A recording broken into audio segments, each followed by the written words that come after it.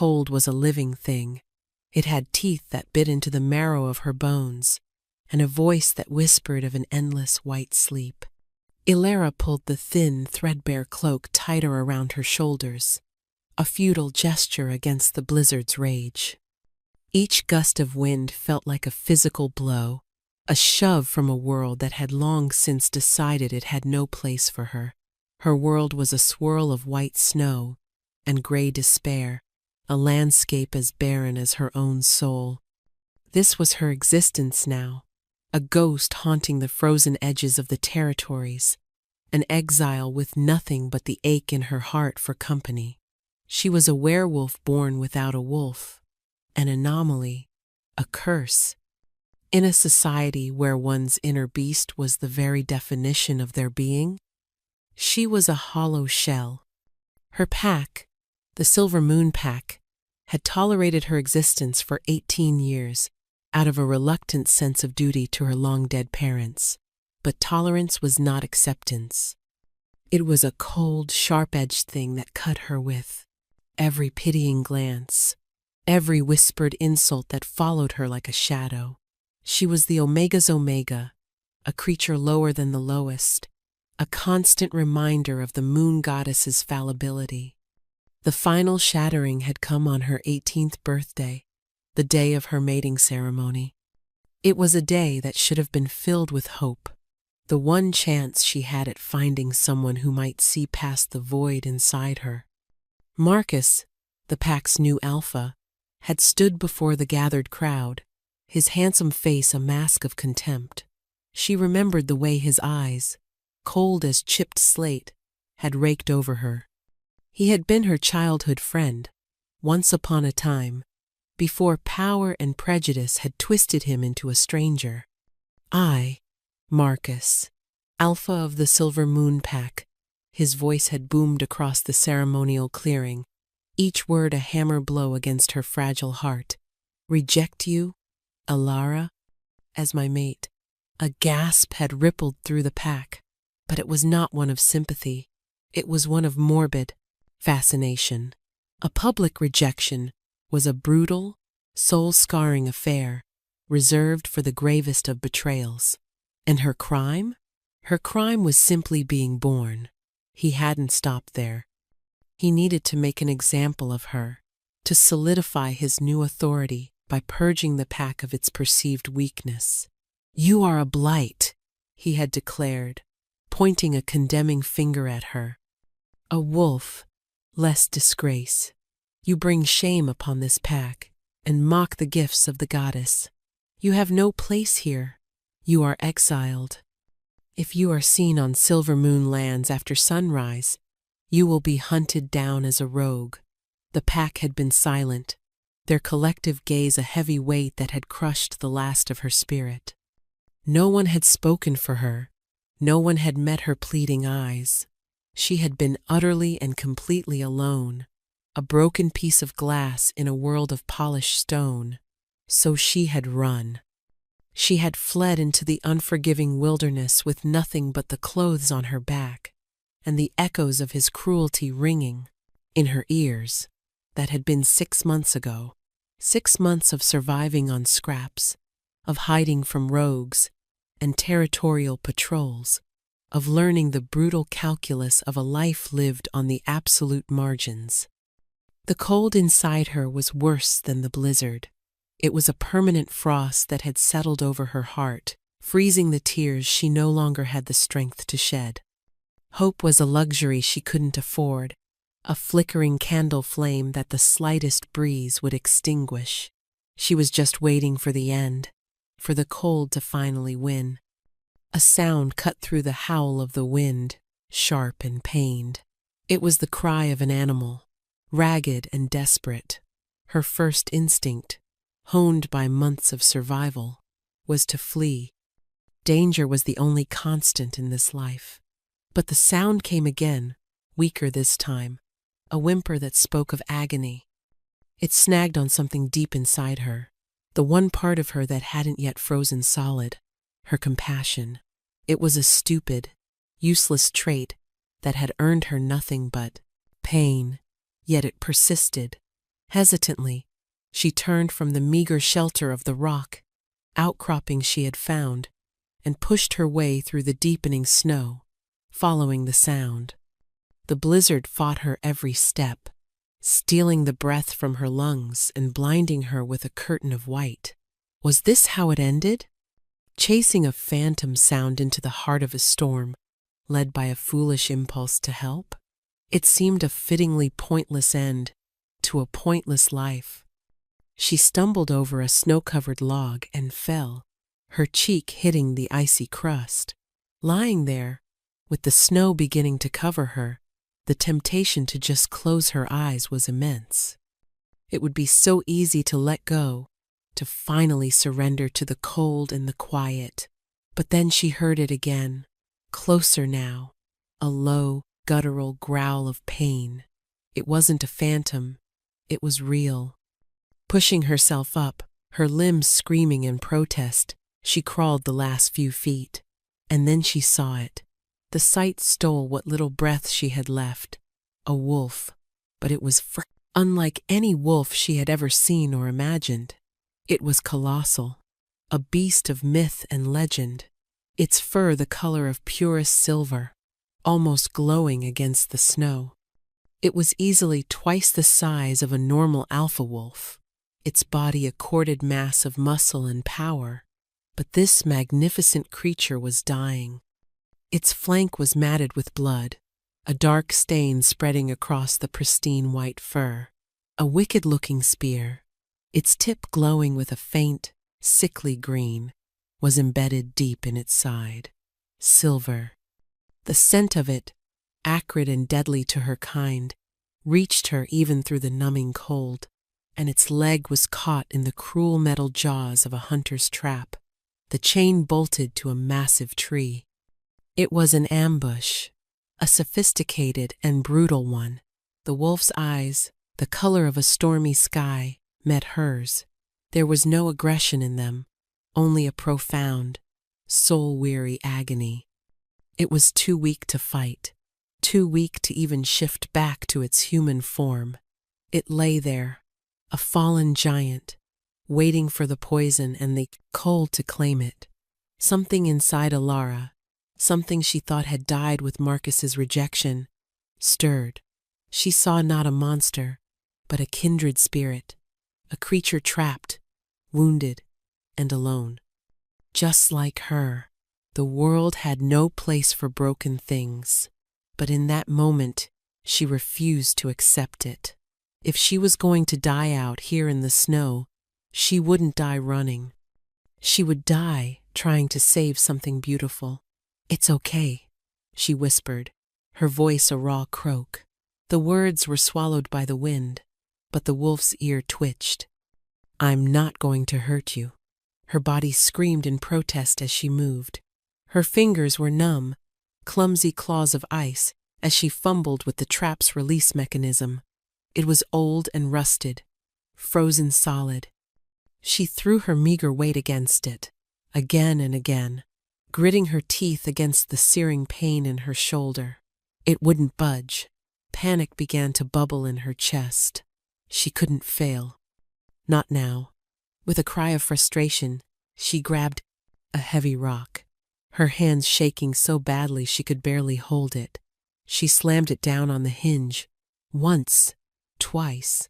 On the third strike, a jarring crack echoed in the unnatural quiet of the storm. The metal jaws sprang open. The wolf let out a low groan, but its leg was free. That was only the first battle. The spear was next. She knew touching silver, even for a wolfless creature like her, would be agonizing, but she had no choice. Taking a deep breath, she wrapped the tattered edges of her cloak around her hands for what little protection it offered and grasped the shaft of the spear. The pain was immediate and blinding. It was a fire that raced up her arms, a searing, white-hot agony that felt like it was melting her bones. A scream tore from her throat, but she held on, her vision tunneling to a single point of light. She pulled. The wolf howled, a sound of pure misery that mirrored her own. The silver fought her, its poison seeming to cling to the wolf's flesh. "I'm sorry," she gasped, tears freezing on her cheeks. "I'm so sorry." She gave one last, desperate heave, putting every ounce of her remaining strength into it. The spear came free with a sickening squelch. She fell back into the snow, dropping the cursed weapon, her hands raw and blistered, the smell of burnt flesh filling the air. The wolf was still bleeding, its breath coming in shallow, ragged pants. She couldn't leave it here. It would freeze to death before the poison finished its work. She had a small cave, a miserable hole in the rock she called home, not far from here. It wasn't much, but it was shelter. "You have to get up," she pleaded, her voice trembling. She pushed at the wolf's immense shoulder. "Please." "You have to help me." The wolf's stormy eyes looked at her, and for a moment she saw a flicker of something in their depths, not just pain, but intelligence, understanding. With a monumental effort, the great beast struggled to its feet, leaning heavily against her small frame. The journey back to her cave was a nightmare of staggering steps and burning lungs. The wolf was a dead weight, and she was a flickering flame on the verge of being snuffed out. More than once she fell, the wolf collapsing on top of her, its weight driving the air from her body. But each time she pushed herself back up, whispering words of encouragement to the animal and to herself. "Almost there. We're almost there." They finally tumbled into the relative shelter of the cave, a space barely large enough for the two of them. The wind's howl was muted here, but the cold was still relentless. Elara collapsed, her energy completely spent. The wolf slumped to the ground beside her, its breathing shallow. The bleeding had slowed, but the wound was still weeping a dark, sluggish blood. She knew she had to clean it. Using the last of her precious water and a strip of cloth torn from the hem of her tunic, she gently began to clean the wound. The wolf flinched but didn't move away.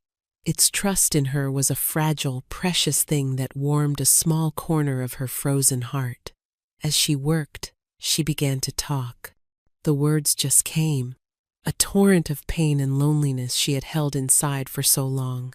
She spoke to the unconscious wolf as if it were a confessor, her voice low and husky with unshed tears.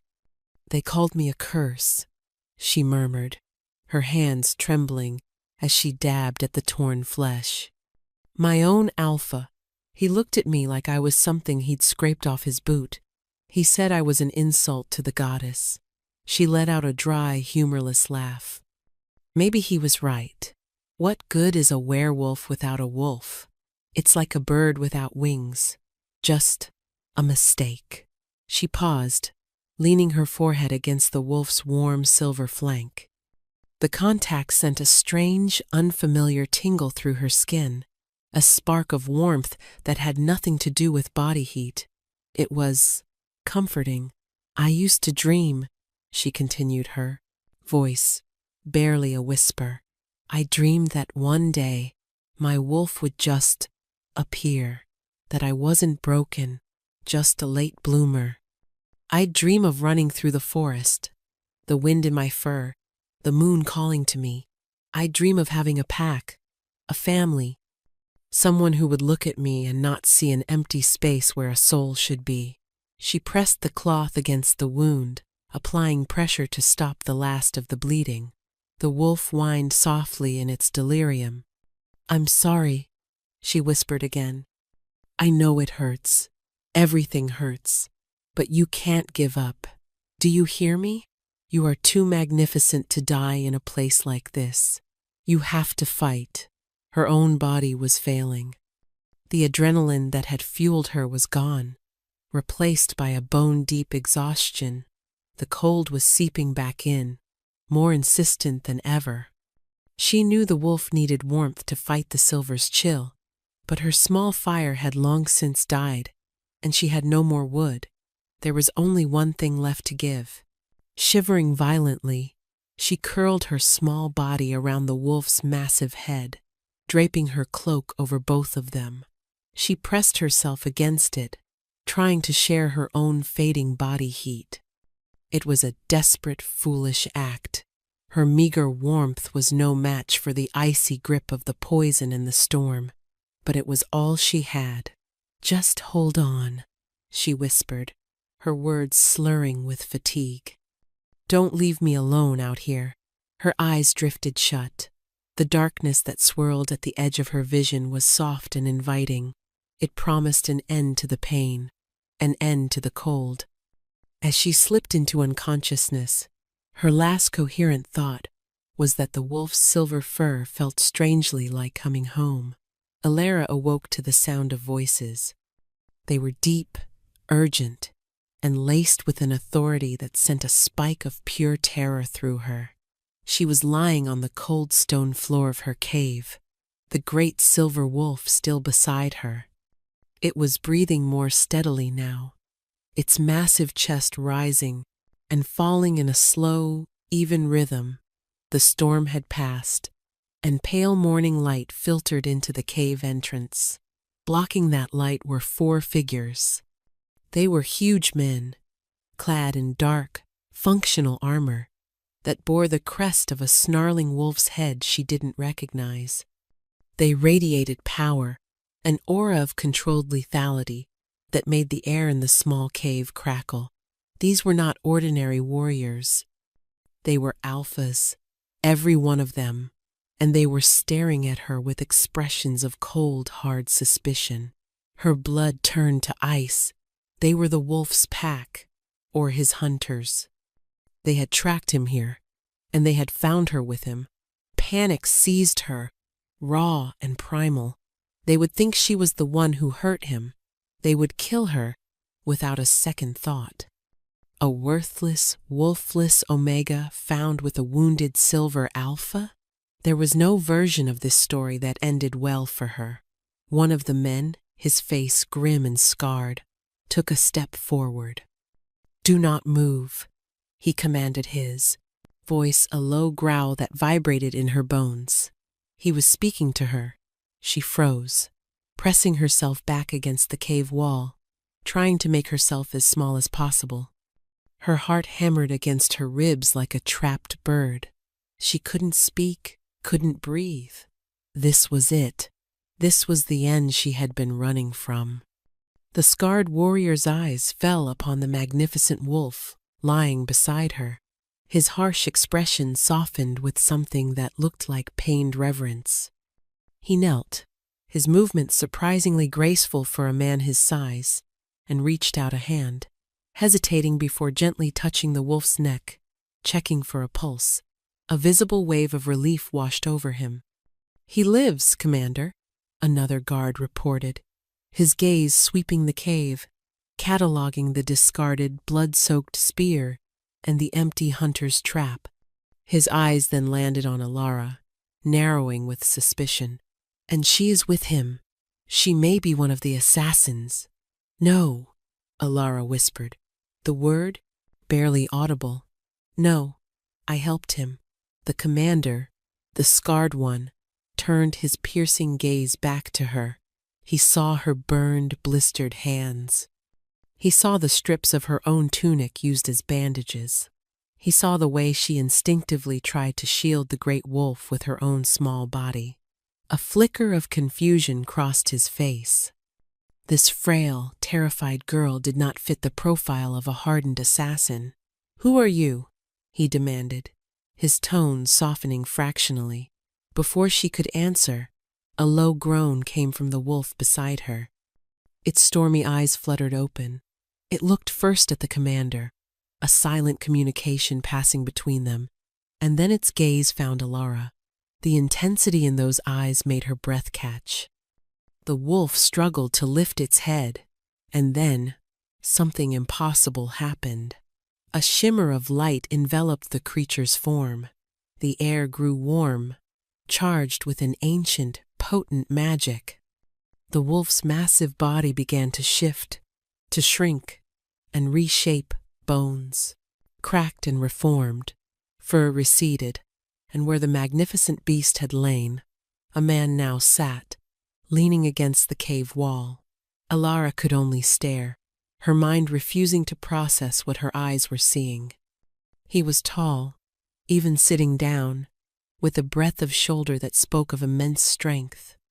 His hair was the same striking silver as his wolf's fur, falling in untamed waves around a face that was all sharp angles and regal authority. It was a face that belonged on a coin, or carved into a mountain, a face born to command. And his eyes, they were the same stormy gray, but now they held a depth of intelligence and power that was utterly captivating. He was naked, his body a tapestry of corded muscle and old scars, but he wore his power like a royal mantle. He radiated an aura so potent, it made the 4 alpha warriors seem like mere children in his presence. The commander and his men immediately dropped to one knee, their heads bowed in absolute deference. "Your Majesty," the commander breathed, his voice thick with relief and awe. "We feared the worst. Your Majesty," the words echoed in the sudden silence of the cave. "King, this was not just an alpha. This was the Alpha King, King Theron of the Northern Kingdoms, ruler of all packs, a figure of legend whose power was said to rival that of the moon goddess herself. And she had spent the night curled up beside him, whispering her deepest secrets to him. The realization hit her with the force of a physical blow, knocking the air from her lungs. She had saved the most powerful werewolf in existence. King Theron's stormy eyes ignored his men. They were fixed solely on her. He pushed himself into a more upright position, wincing as the movement pulled at the gash on his side. "It was you," he said, his voice a deep, resonant baritone that seemed to vibrate through the very stone beneath her. It was not a question. Elara could do nothing but nod, her throat too tight for words. She was trembling, caught between terror and a bewildering, inexplicable pull towards him. He looked at the commander. "Gaius, give me your cloak." The commander rose without hesitation and draped the heavy, fur-lined garment over his king's shoulders.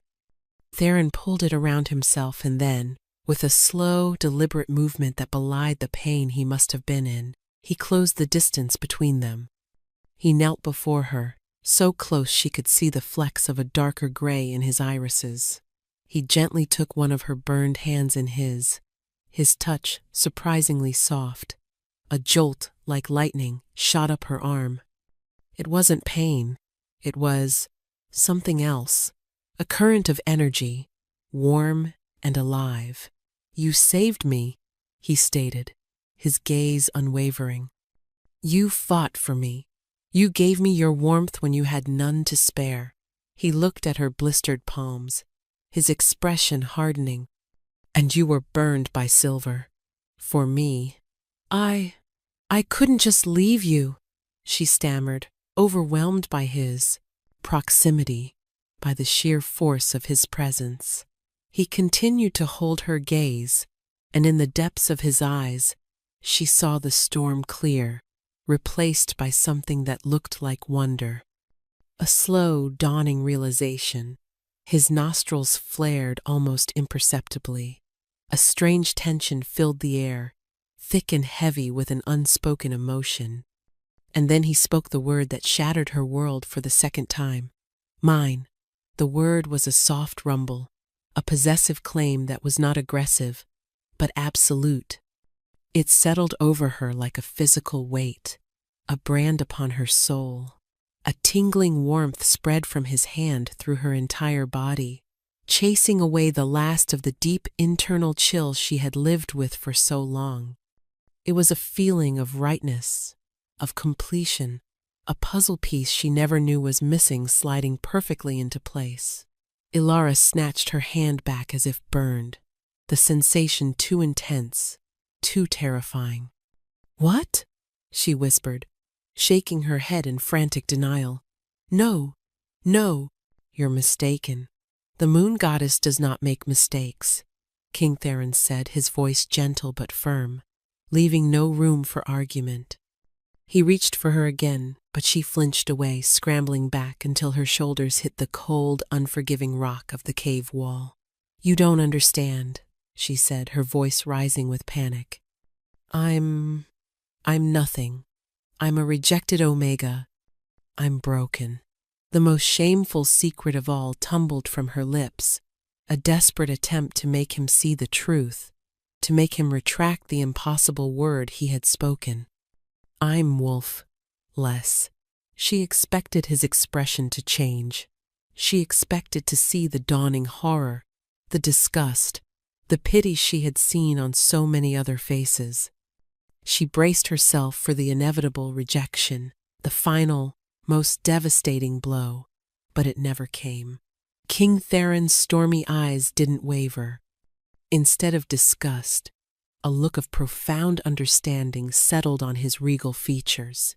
His guards, Gaius and the others, shifted uncomfortably, their expressions a mixture of shock and disbelief. A wolfless mate for the Alpha King? It was unthinkable. A catastrophe. "I am not mistaken," Theron said, his voice cutting through the thick silence.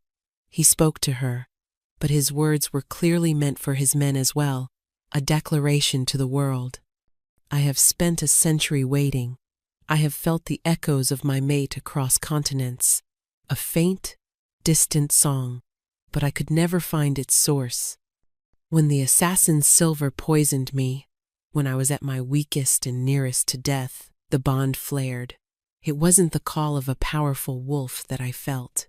It was the call of a powerful soul. It was you."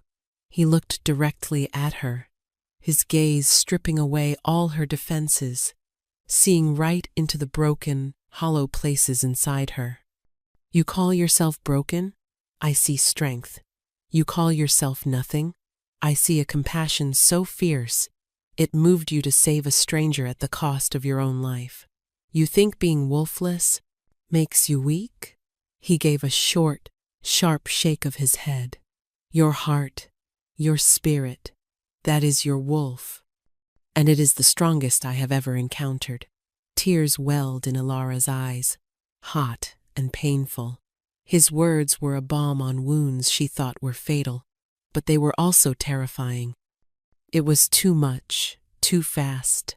It felt like a dream, and she knew that when she woke up, the cold and the loneliness would be waiting. You can't mean it," she choked out, wrapping her arms around herself. "I'm not a queen. I'm an outcast. I have nothing to offer you." "You have everything," he countered, his conviction absolute. He rose to his full, intimidating height and turned to his commander. "Gaius, we are returning to the citadel. Immediately." He looked back at Ilara, his expression softening once more. "And she is coming with us." He didn't say it as a request. He said it as a fact, an undeniable truth. She is the future queen of this kingdom, and she will be treated with all the honor and respect that title commands. Gaius, ever the loyal soldier, bowed his head. "Yes, Your Majesty." There was still confusion in his eyes, but his loyalty to his king was unwavering. He would obey, no matter how impossible the command seemed. The journey to the royal citadel was a blur for Ilara. She was gently but firmly escorted by the king's guards, wrapped in a thick fur cloak that smelled of pine and ozone in him. She was placed on a powerful warhorse in front of the king himself, his strong arms a protective cage around her, his solid chest a warm wall at her back. The entire experience felt surreal, as if she were watching a story unfold about someone else. The world she had known, a world of cold, hunger, and scorn had vanished, replaced by one of silent, respectful soldiers and the overwhelming presence of the man who held her. The citadel was not a castle. It was a mountain carved into a fortress. It rose from the earth like a stone claw, its towers scraping the clouds. It was a monument to power and permanence, and it terrified her. As they passed through the massive gates, hundreds of warriors and pack members stopped what they were doing, their eyes widening at the sight of their wounded king, and then widening further at the sight of the small, disheveled woman he held so protectively before him. Whispers followed them like the rustling of leaves, a wave of shock and curiosity that washed over Alara, making her want to shrink into nothingness. She was led not to a dungeon, but to a suite of rooms so opulent they made her head spin. Rich tapestries covered the stone walls. A fire roared in a hearth large enough to stand in, and the bed was a mountain of soft furs and silks. Female servants appeared, their eyes averted, and attended to her with a quiet efficiency that was more unnerving than open hostility. They drew a bath for her in a sunken tub, the water scented with lavender and herbs. They gently treated the silver burns on her hands with a soothing, magical salve that took the fire out of them almost instantly. They dressed her in a simple but exquisitely made gown of soft, dark blue wool that felt like a caress against her skin. Through it all, Alara felt like a doll being dressed and moved about. Her mind was a chaotic storm of fear and disbelief. Every kind touch, every respectful nod, felt like a prelude to a cruel joke. She kept waiting for the other shoe to drop, for someone to laugh and tell her it was all a mistake, for the beautiful dream to curdle into the familiar nightmare. Later, a servant brought a tray of food. There was roasted chicken, warm bread, sweet butter, and a rich, savory stew. It was more food than she had seen in 6 months, and the smell of it made her stomach cramp with a hunger so fierce it was painful.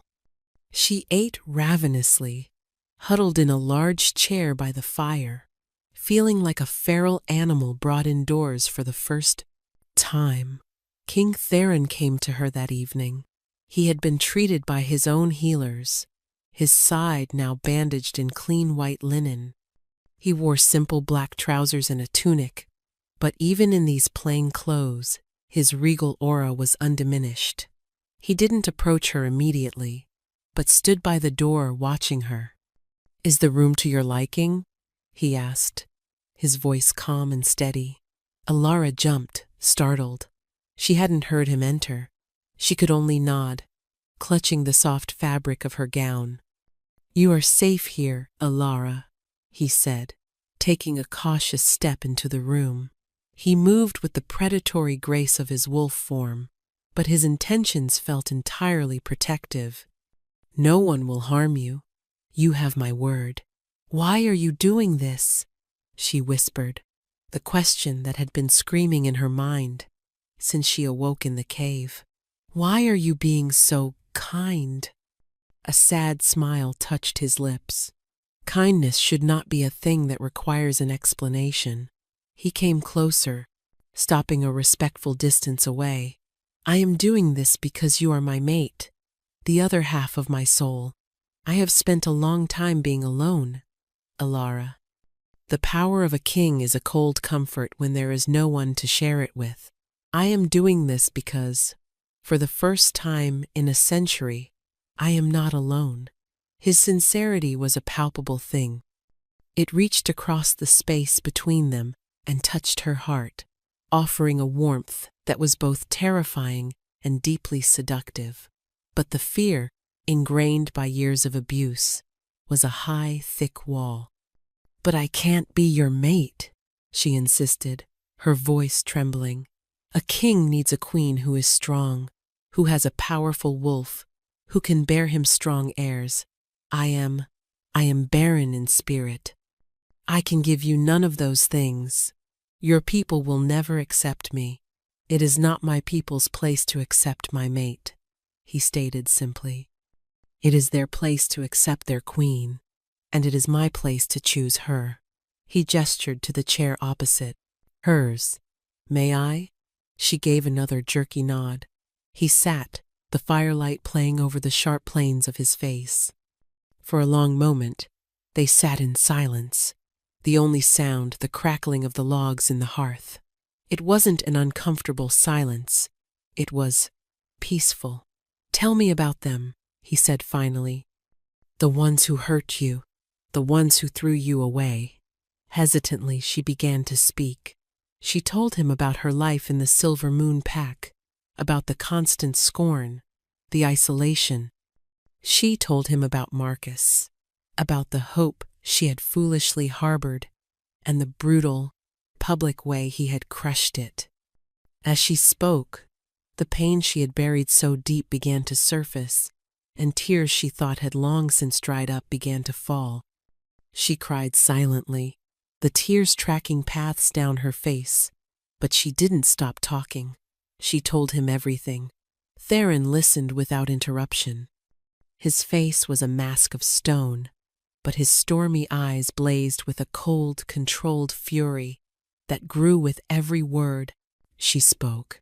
When she finally fell silent, her story told, he reached across the space between them and gently wiped a tear from her cheek with his thumb.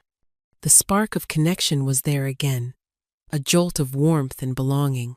"What that boy did," Theron said, his voice a low, dangerous growl, "was not the act of an alpha.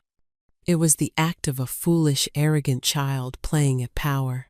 To discard a treasure because he was too blind to see its worth, he will answer for it." A shiver of fear went through her. "No, please," she begged. "Don't hurt him. I just want to be left alone. I don't want any more trouble."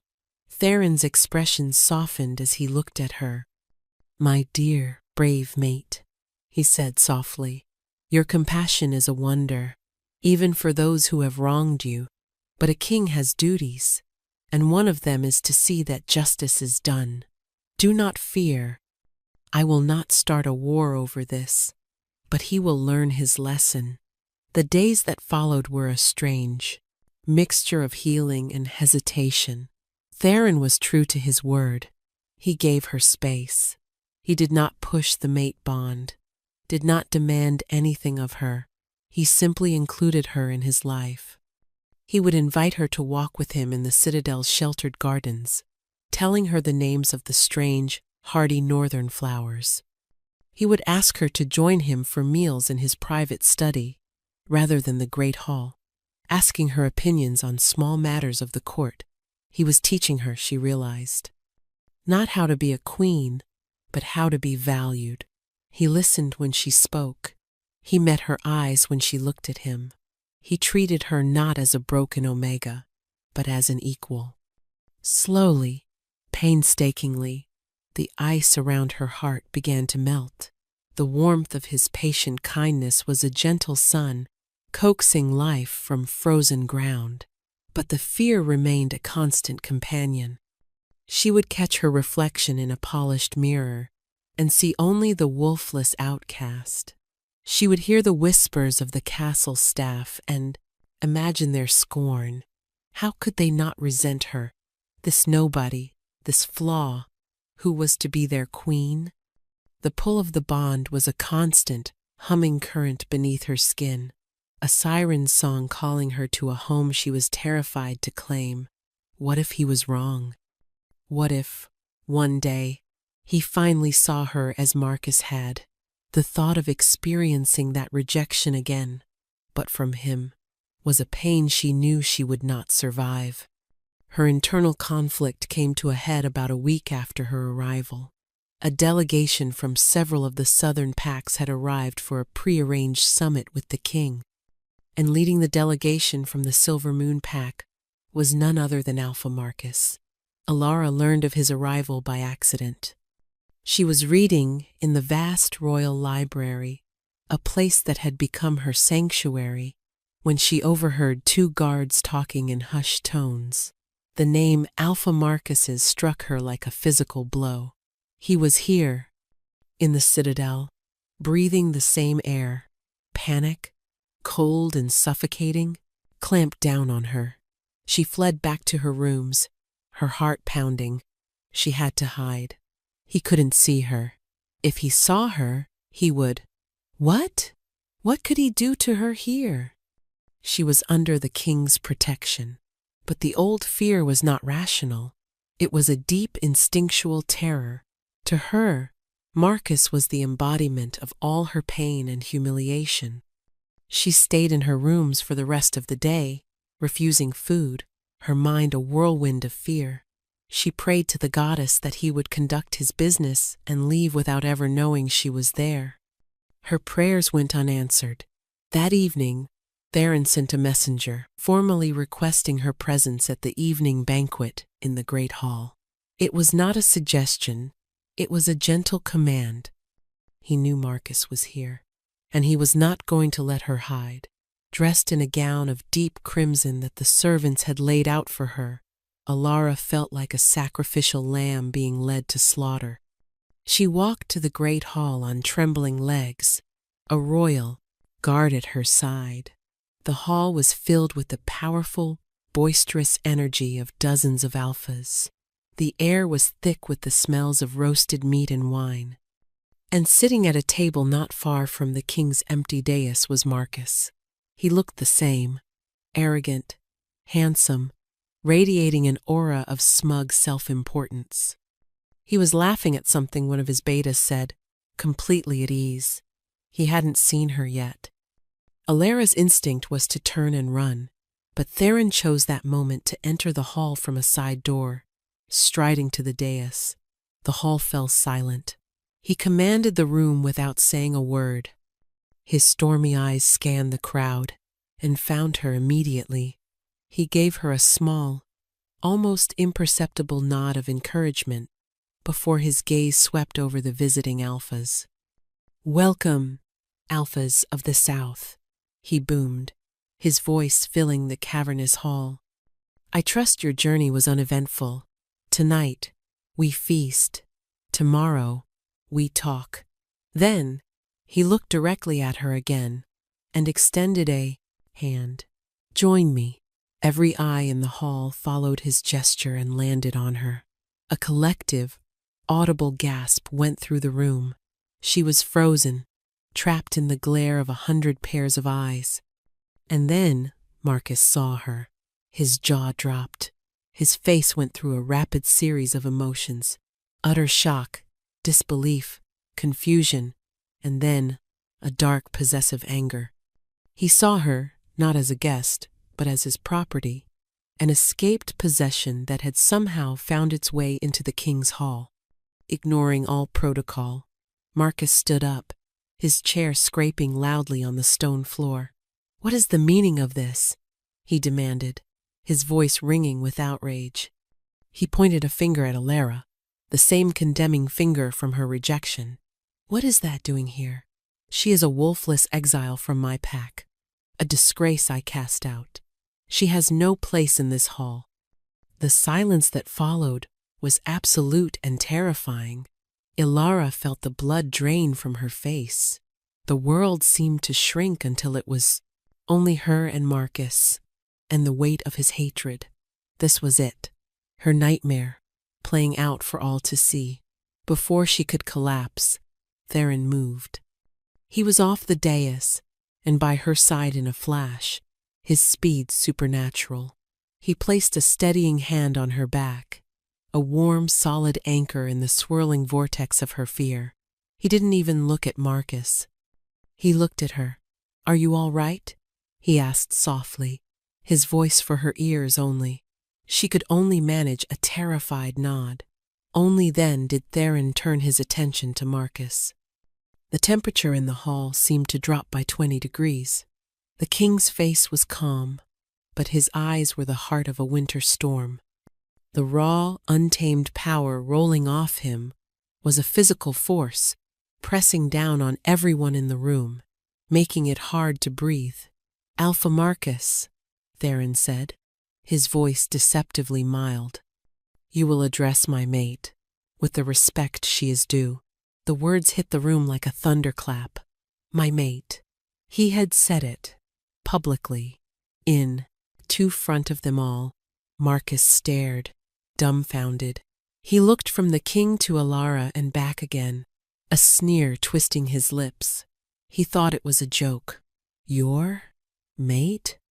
He scoffed, his arrogance overriding any sense of self-preservation. King Theron, you must be mistaken. This thing is flawed. She is empty. She has no wolf. She is worthless. That was the final straw. Worthless? Theron repeated, his voice dropping to a deadly whisper that was somehow more terrifying than a shout. He took a single step toward Marcus. You stood by as she froze and starved. You cast her out for a flaw she could not control. You are a fool, so blinded by your pathetic standards of strength that you threw away a diamond, believing it to be a common stone. Theron raised his hand. He didn't shout. He didn't move. He simply focused his will, his alpha power, on the lesser alpha. Kneel, he commanded. The word was not a request. It was a law of nature. Marcus's body betrayed him. His eyes widened in horror as his legs buckled beneath him. He fought it, his muscles straining, veins popping on his forehead. But he was a candle flame trying to defy a hurricane. With a strangled cry, he crashed to his knees on the stone floor, forced into a posture of submission. The king stood over him, a figure of absolute, terrifying authority. This worthless woman you cast aside survived 6 months alone in the wastes.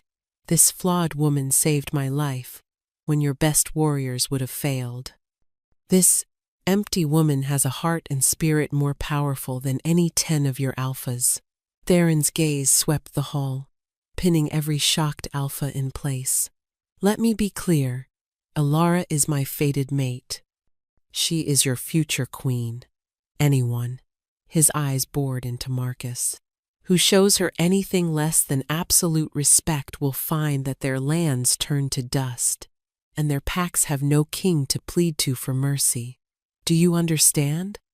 A chorus of mumbled, terrified, "Yes, Your Majesty," came from the crowd. Theron looked back down at the trembling, humiliated Marcus. You will apologize to her. Marcus looked up, his face a mask of fury and shame. I will not. Theron's power slammed down again, harder this time. Marcus gasped, clutching his chest as if his heart were being squeezed. You will apologize. Forced by a power he could not comprehend, let alone resist, Marcus turned his hate-filled eyes to Alara. I apologize, my lady. He ground out through clenched teeth, each word costing him a piece of his pride. Alara looked at the man who had shattered her life, now brought low at her feet. She felt no triumph, no satisfaction, only a profound, aching sadness. And then a sense of release. The chains of his judgment, which she had carried for so long, suddenly felt brittle. They weren't gone, but they were cracking. She looked at Theron, who stood beside her like an unbreachable wall, his power a shield, protecting her. He had not fought her battle for her. He had simply shown everyone the truth she had been unable to see herself, that she had worth, that she was strong, that she was his. Tears streamed down her face, but for the first time in her life, they were not tears of pain or despair. They were tears of catharsis. A great, shuddering sob escaped her, and she felt the last of the ice around her heart finally, truly, shatter. Theron immediately turned his attention from the kneeling alpha to her. The fury in his eyes vanished, replaced by a gentle concern. He led her away from the center of the hall, away from the prying eyes, his arm securely around her waist. He guided her out to a secluded stone balcony that overlooked the moonlit mountains. The cool night air was a balm on her heated skin. She leaned against the railing, taking deep, shuddering breaths, trying to process the monumental shift that had just occurred. Her past had not been erased, but it had been confronted, and defeated. The ghost that had haunted her had been banished. "He can't hurt you anymore," Theron said softly, standing beside her. "I know," she whispered, and she was surprised to find that she meant it. She looked up at him, at his strong, noble face illuminated by the moonlight. "Thank you. There is no need for thanks between us," he said, his gaze intense. "I would burn the world to the ground for you, Alara." She believed him. And in that moment, the last of her hesitation, the last of her fear of him, dissolved. She knew, with a certainty that settled deep in her soul, that this was real. He was real. The bond was real. "There is something else you need to know," he said, his expression turning serious. "Something the legends of my family have spoken of for generations. It concerns you. It concerns why you are wolfless." He led her back inside, not to her rooms, but to the royal library. He pulled a heavy, ancient tome from a high shelf and laid it open on a large table. The pages were brittle, the script archaic. He pointed to a drawing. It depicted a woman standing under a crimson moon, her form glowing with a soft, silver light. "The prophecy of the blood moon," Theron explained, his voice low and reverent. "It speaks of a time when the Alpha King of the North would find a mate born without a wolf, not because she was flawed, but because her soul was a vessel, empty by design, waiting for a spirit far too powerful to share a body with a lesser wolf." Alara stared at the text, her heart beginning to pound with a new, strange anticipation.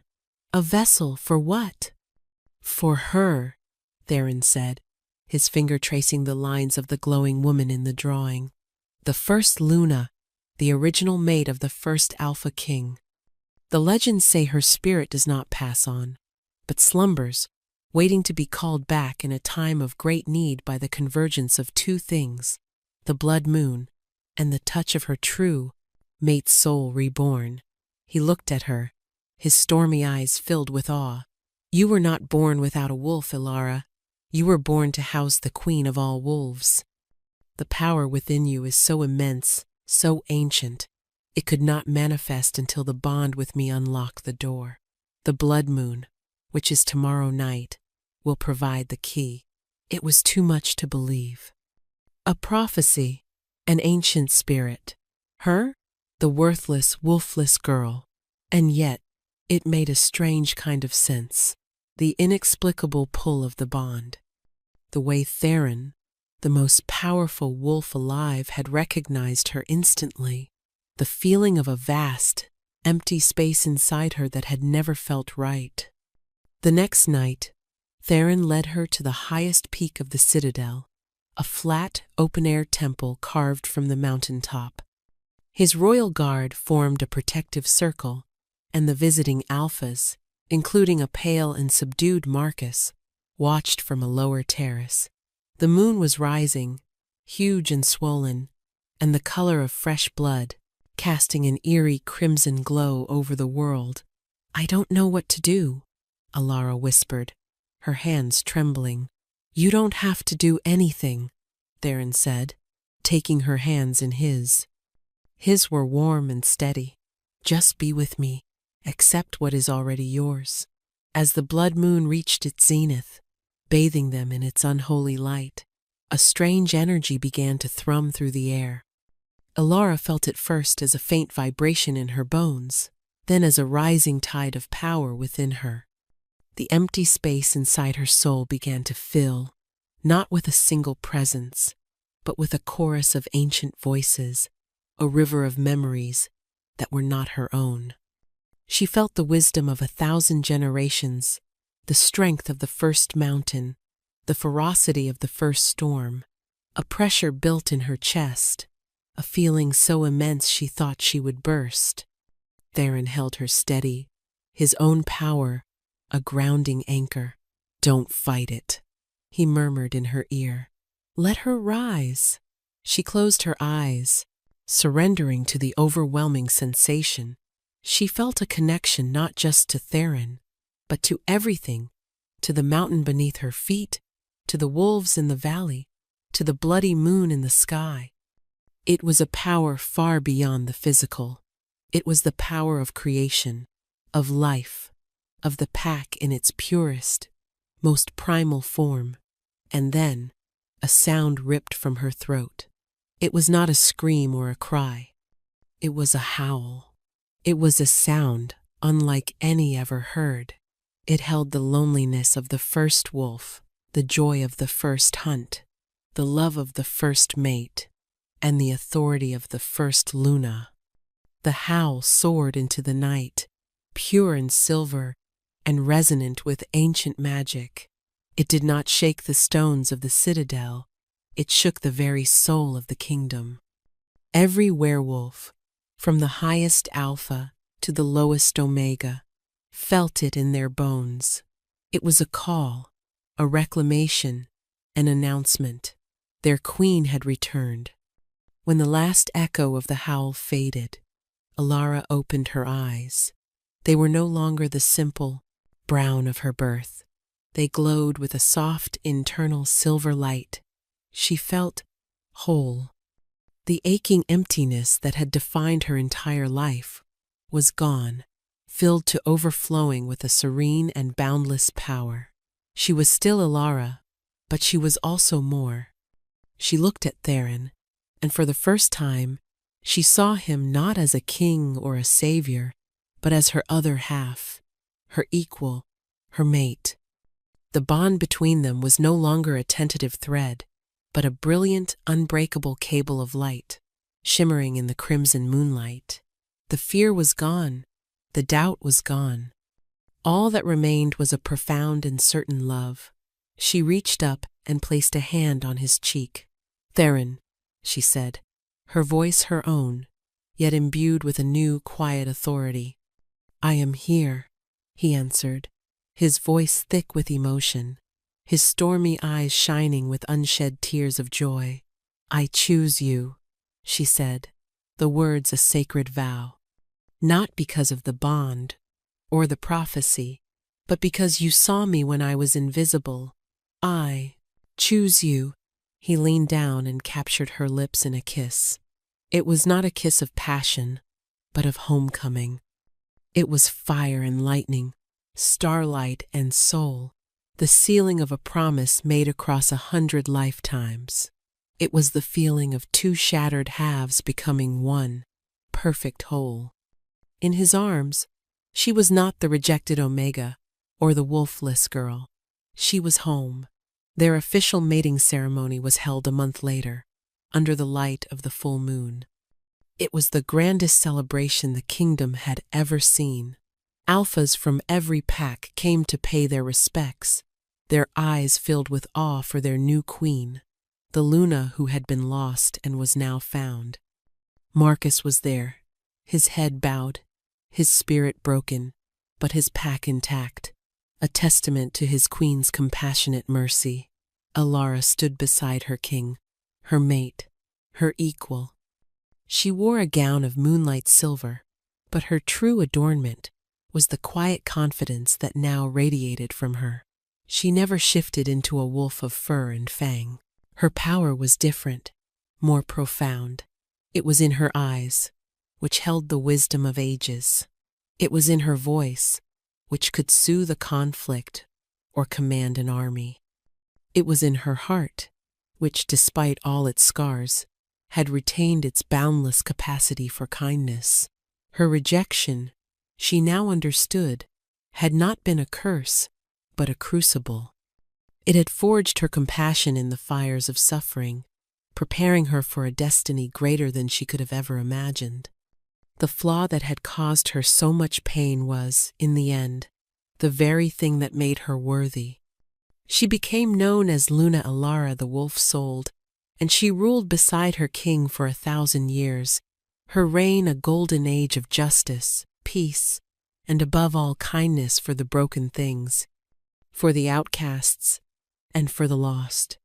Her story became a legend whispered to every new cub, that the greatest strength is not always the one you can see, and that even in the coldest darkness, The smallest act of kindness can save a king and crown a queen.